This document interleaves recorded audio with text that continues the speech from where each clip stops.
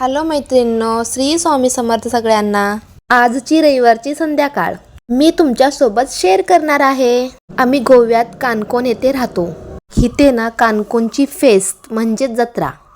आज रविवार होता आणि जत्रेला जायचं ठरलं होतं, म्हणून मी छान तयार झाले आणि मुलगी सुद्धा मस्त तयार झाली होती।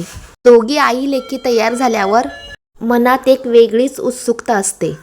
निघतानाच सासूबाई मासे घेऊन मधीच थांबले होते। आता मासे बनवणार की तू बाहेर फिरायला जाणार? मी हसून म्हटले, आम्ही जत्रा फिरून येतो। मग आम्ही दोघे निघालो। जाताना फुल गर्दी होती, सगळीकडे लाईटी लागले होते आणि दुकानं लागले होते आणि त्या उजेडात सगळं खूप सुंदर दिसत होतं।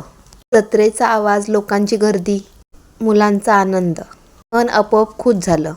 जाता जाता मुलीला कपडे घेतले आणि चर्चच्या दिशेने निघालो।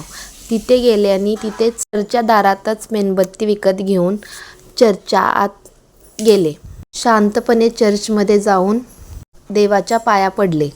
त्या क्षणी काहीच बोलावंसं वाटलं नाही, मन खूप शांत झालं। आम्ही चर्चमध्ये जाऊन थोडा वेळ शांत बसलो। कोणताही आवाज नाही आणि कोणताही घाई नाही, फक्त समोरचं दृश्य आणि मनातली शांतता।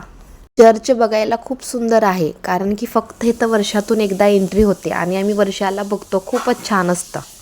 चर्चच्या बाहेर शाळा सुद्धा आहे आणि ह्या चर्चच्या शाळेमध्ये माझी मुलगी 7 वर्ष शिकली आहे। तिला चर्च म्हणजे फारच आवडतं। मेणबत्त्यांचा उजेड, भिंतीवर पडणारा प्रकाश आणि हवेत पसरलेली ती शांत भावना डोळे भरून पाहावंसं वाटतं। त्या काही क्षणात मनात कुठलाही प्रश्न नव्हता आणि कुठलीही चिंता नव्हती, फक्त आता इथे असणं पुरेसं वाटत होतं। थोडा वेळ बसलो, मग आम्ही हळूच उठलो। आम्हाला अजूनही फिरायचं होतं। येताना आम्ही खूप लवकर आणि फास्ट आलो होतो। थोडा चर्च वगैरे बघितलं आणि असंही वर्षाला मी बघत असतो आणि वर्षाला वेगळं वेगळं डेकोरेशन असतं आणि आज पुरते नाही, हे रोजच असंच असतं। चर्चमध्ये काहीच बदल होत नसतं, फक्त वर्षाला दुसरं काहीतरी वेगळं काहीतरी केलं जातं, पण चर्चमध्ये काहीच बदल नसतो। स्वच्छ आणि शांत चर्च, इतकं डेकोरेशन वगैरे असंच असतं कायम, की सण आहे म्हणून डेकोरेशन केलं, असं काहीच नाही। बाहेर आलो आणि मेरीचे पण पाया पडलो। त्यानंतर आम्ही पुन्हा जत्रेच्या दिशेने गेलो। इतके छान दुकानं लागले होते, मुलांची खेळणे आणि हे तर जत्रेचं स्पेशल खाजे। मग आम्ही तिथं काही घेतलो आणि इथे पण काहीतरी घेतलो। खाण्यात आणि काहीतरी घेण्यात माझी मुलीला फारच उत्सुकता असते।